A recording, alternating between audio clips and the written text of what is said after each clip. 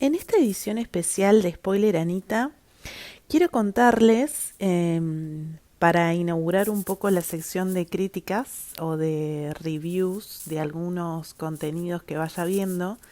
que vi hace poco la miniserie, por ahora la primera temporada de la serie El Reino en Netflix, es una producción argentina, con todos actores argentinos, y antes que nada me gustaría expresar eh, mi orgullo, la verdad, porque cada vez que veo una producción argentina en comparación con ficciones internacionales, me doy cuenta que tenemos realmente muchísimo talento, y los actores argentinos, incluso que son súper, digamos, pochocleros, son buenísimos. La verdad que Diego Peretti, Mercedes Morán, Nancy Duplá, Joaquín Furriel, el Chino Darín, Vera Spinetta, todo el elenco del Reino están todos excelentes, incluso los actores que por supuesto por ahí no son tan conocidos. Y realmente creo que eso y el nivel de producción es lo que más destaco de la serie. Las actuaciones son realmente muy buenas. Para mí, digamos, lo que hace que un actor me parezca bueno a mí, es que yo le crea cualquier tipo de papel. Eh, por ahí estamos acostumbrados, y también los actores, por una cuestión de su trabajo, están acostumbrados a ser, eh, digamos, convocados para hacer roles capaz muy similares, y entonces es como que se terminan como encorsetando en un prototipo, pero cuando uno ve que un actor se sale de ese rol que hace siempre y que te convence, y más cuando son actores que en distintos papeles siempre te convencen. Por ejemplo, realmente Diego Peretti, bueno, y Mercedes Morán también, todos los roles que hacen, que son súper distintos, tienen un nivel de compromiso realmente con los personajes que los hace súper admirables, y es un orgullo para mí como argentina ver ese nivel de profesionales de la actuación, digamos. Además de lo que decía del nivel de producción, ¿no? Y es una serie muy entretenida que se hace muy fácil de ver. Por momentos tiene, por supuesto, una temática muy oscura y muy pesada, lo que por ahí genera un poco de, bueno, hay que hacer algunas pausas en el medio, pero habla de una cuestión muy real, que es el poder que tiene en este momento la iglesia evangélica a nivel mundial. En general, la iglesia, cualquier tipo de iglesia, tiene mucho poder. Para mí son estructuras de poder, son estructuras políticas, eh, que ejercen un poder de control social, digamos, tienen un rol que tiene que ver con el control social desde siempre. Lo que es la iglesia como institución, no estoy hablando de las religiones, porque las religiones me parece que tienen un factor mucho más filosófico, ¿no? La búsqueda del ser humano que busca algo más, busca por ahí el sentido de la vida y demás, y eso se traduce en distintas religiones a lo largo y a lo ancho del mundo. Pero las iglesias como instituciones para mí cumplen un rol de control social que se asemeja mucho al del Estado, y por eso siempre está esta cuestión de la rivalidad, o bueno, las alianzas y rivalidades entre el Estado como poder político laico y las iglesias, las distintas iglesias, ¿no? Eh, en principio, así para bajarlo muy, muy a lo básico, porque yo no soy experta en teología ni nada, simplemente me interesa mucho. Se puede decir que los evangelistas son, de alguna manera, protestantes de la Iglesia Católica en el sentido más general de la palabra, ¿sí? Hubo un momento, después de, digamos, cuando estaba transitando la Edad Media, en que empezaron a surgir muchas vertientes protestantes respecto de la Iglesia Apostólica, Católica Apostólica Romana, eh, famosamente con Lutero, que fue un hombre que planteó, digamos, un montón de reglas en contra de lo que existía en ese momento en la iglesia, porque se veía, digamos, mucha corrupción adentro de la iglesia ya en ese momento, de la Iglesia Católica Apostólica Romana, y entonces empiezan a surgir vertientes de protestantismo que se van adaptando a distintos lugares. Surge la iglesia anglicana en la época de Enrique VIII en Inglaterra, bueno, en el Reino Unido. Después, famosamente, los primeros pobladores de Estados Unidos, los primeros colonos, son protestantes, y entonces el protestantismo tiene un peso muy importante en la cultura de Estados Unidos. Iba a decir norteamericana, pero los latinoamericanos sabemos que Norteamérica también incluye a México, y entonces mejor decir Estados Unidos. Bueno, y hoy en día nosotros tenemos asociado, digamos, el tema de que, bueno, que la Iglesia Católica sigue teniendo un gran poder, y tiene un gran poder a nivel político, ¿no? En las decisiones que se toman, sobre todo a nivel legislativo, nacional, siempre estamos evaluando y viendo cómo la Iglesia Católica tiene un protagonismo, pero por ahí no nos ponemos a analizar mucho el tema de las iglesias evangelistas, que realmente tienen un gran poder de convocatoria a nivel internacional y sobre todo en Latinoamérica. Muchas veces tienen planteos muchísimo más ortodoxos y muchísimo más nocivos, diría yo, con respecto digamos, la suma de derechos de las personas.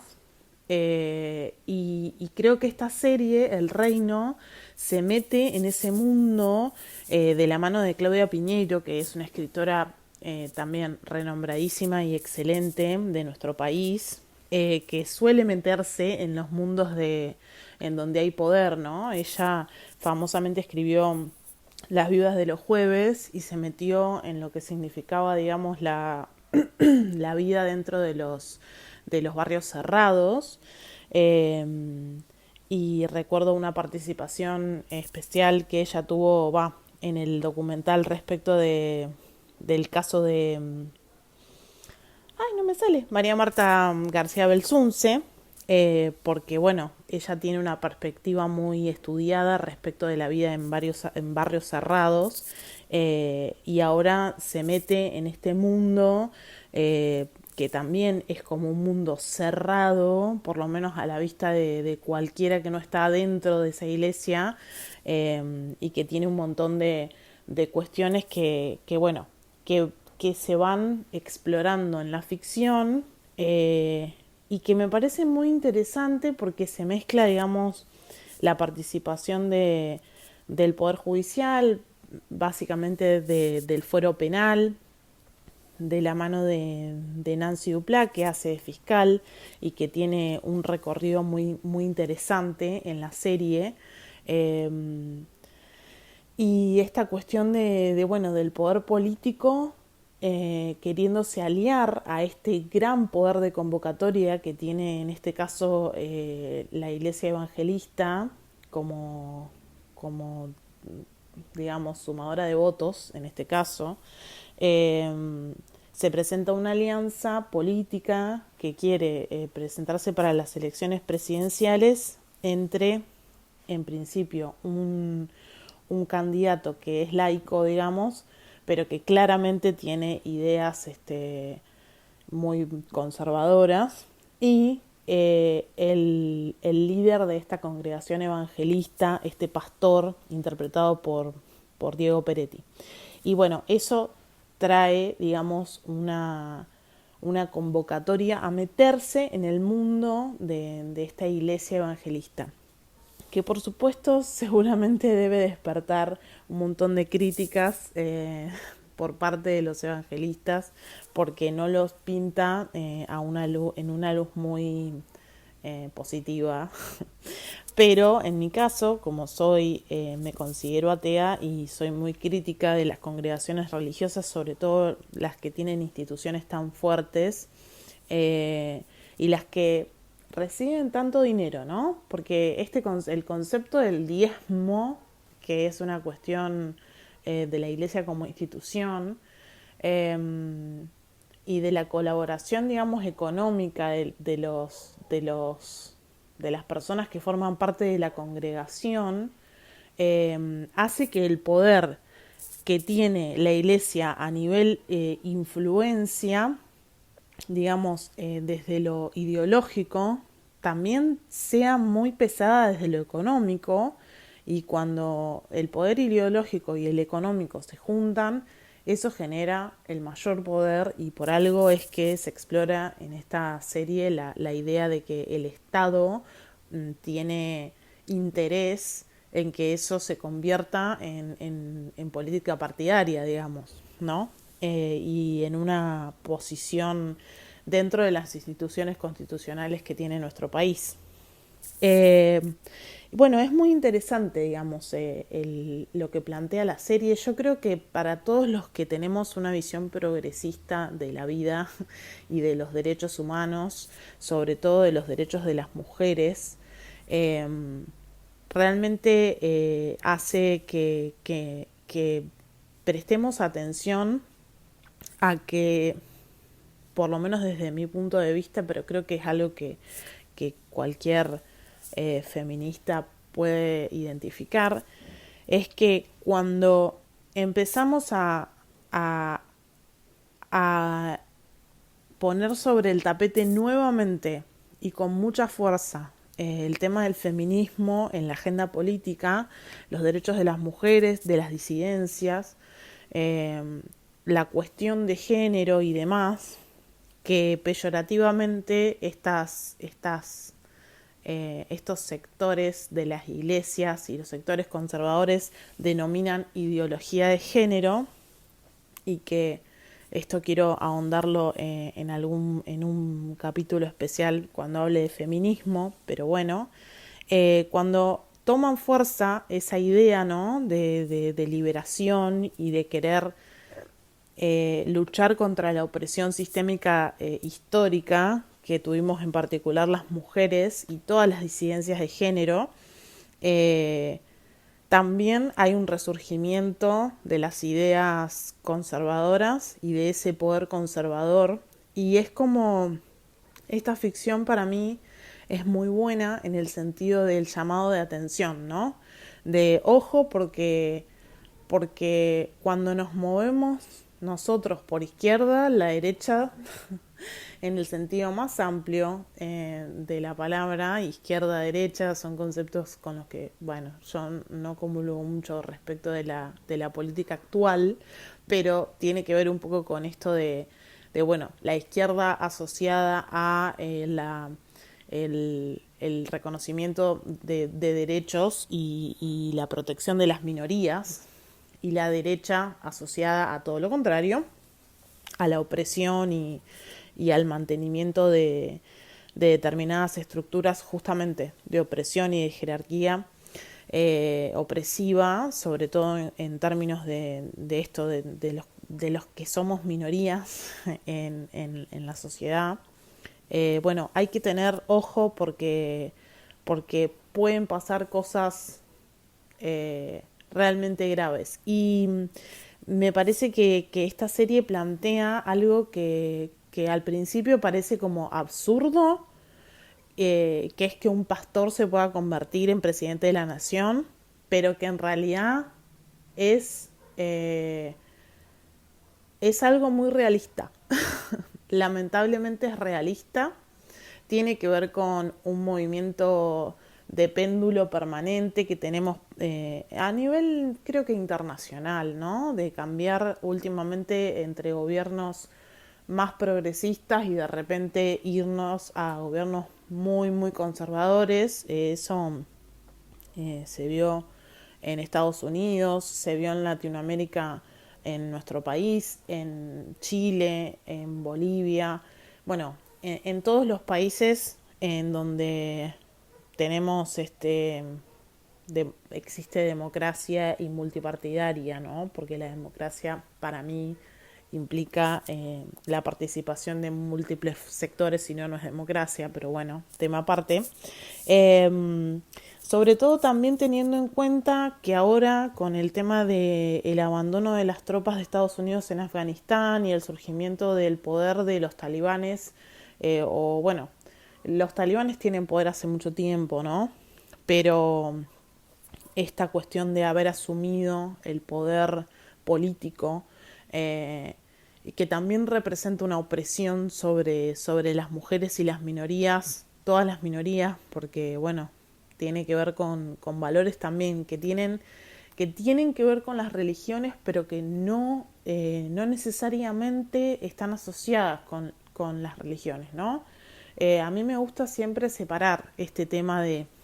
la fe religiosa es un tema, y las instituciones que surgen a partir o basándose en esas religiones para tener control sobre la sociedad es otro tema. Y sobre eso es sobre lo que hay que tener cuidado, porque todos tenemos, digamos, la libertad de creer en lo que querramos, y eso es la libertad de culto. Pero lo cierto es que, por ejemplo, nuestra Constitución establece que se sostiene económicamente a la Iglesia Católica, y eso fue una modificación porque antes la primera Constitución de la Argentina de 1853 y 1860 planteaba que el Estado adoptaba la religión católica como religión oficial, y eso significaba bueno, tener un Estado que no fuera laico de por sí, porque estaba planteando desde la Constitución la adopción de una religión como oficial, como digamos, es como decir la única religión aceptada oficialmente. En su momento esto se cambió, no necesariamente por una visión de mayores libertades, sino porque cuando se quiso fomentar las inmigraciones europeas, se sabía que había muchas corrientes que eran que no compartían la misma religión, y entonces se tuvo que modificar, pero igualmente el poder de la Iglesia Católica en el Estado hizo que se dejara esta palabra sostener en lugar de adoptar, y el sostener implica que el Estado argentino sostiene económicamente a la Iglesia Católica, y esto es un poder de alguna manera, por más que no sea la religión oficial y no sea necesario que los políticos cuando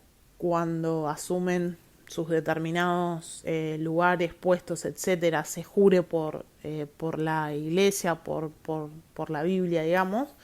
De todas maneras sigue siendo la religión que está apoyada por el Estado, y por eso la Iglesia Católica es considerada una persona jurídica pública, mientras que el resto de las congregaciones religiosas son personas jurídicas privadas o asociaciones privadas, y esto tiene, como siempre, sus pros y sus contras. Cuando yo siempre digo, la participación del Estado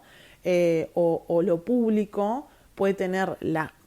contras, y puede ser algo que lo veamos como negativo, pero cuando las congregaciones, en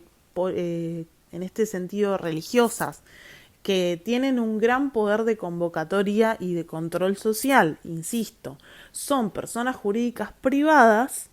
lo cierto es que ahí hay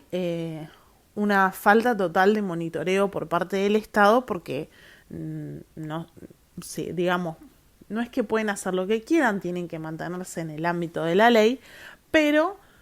nadie va a estar, digamos, no son fondos públicos los que manejan las congregaciones que no son de la Iglesia Católica. Entonces, esto también está bueno para tenerlo en cuenta, porque realmente se mueve una gran cantidad de dinero dentro de estas iglesias. En este caso estamos hablando del evangelismo, pero porque es la iglesia que toma esta ficción, el reino. Y creo que es un componente muy importante el poder económico, ¿no? Y esta estructura como de nada, de institución que tiene poder de todo tipo, ¿no? Que llega teniendo un poder de convocatoria muy grande porque tiene poder sobre las ideas de las personas, sobre sus creencias, sobre su fe, que es como lo más íntimo. A través de eso obtienen poder económico y a través de todo eso y de su cimentación dentro de la sociedad como instituciones importantes, llegan, por lo menos a través de esta ficción, pero también sucede en la realidad, a tener poder político en las instituciones políticas constitucionales. Entonces, bueno, para mí es recomendadísimo ver esta serie, son pocos capítulos. Hay posibilidades de que haya una segunda temporada, pero para mí está bien cerrada, digamos, donde quedó. También se habla del tema de los abusos hacia niños, hacia menores de edad dentro de las iglesias, pero me parece que no es el foco principal. Probablemente desde un punto de vista dramático, digamos, de la historia sí lo es, pero para mí, digamos, desde el análisis desde la afuera, creo que lo más importante a nivel general y para la historia del país, lo que se está mostrando es todo este trasfondo, ¿no? Del poder dentro de estas estructuras, de las dinámicas, ¿no? Entre el poder político institucional, el poder político que tienen las iglesias, estas alianzas, la intervención de agentes paraestatales. Bueno, es muy interesante y está excelentemente actuada y es muy entretenida, así que nada, vean El Reino porque todos los que tienen acceso a Netflix por lo menos, véanla porque realmente eh, es, es de excelente calidad y otra vez repito que me pongo muy fan con esto, pero aguante la ficción argentina, aguante los actores argentinos y las producciones de este nivel que tiene la Argentina porque bueno, nada, mi país diría Homero. Así que, bueno, espero que les guste este tipo de mini encuentros que tengo ganas de seguir haciendo respecto de distintos contenidos con los que me vaya encontrando y que me parezca que ameritan algún comentario de mi parte. Y bueno, y nos vemos en el próximo capítulo o episodio o encuentro de Spoiler Anita. Les mando un beso a todos.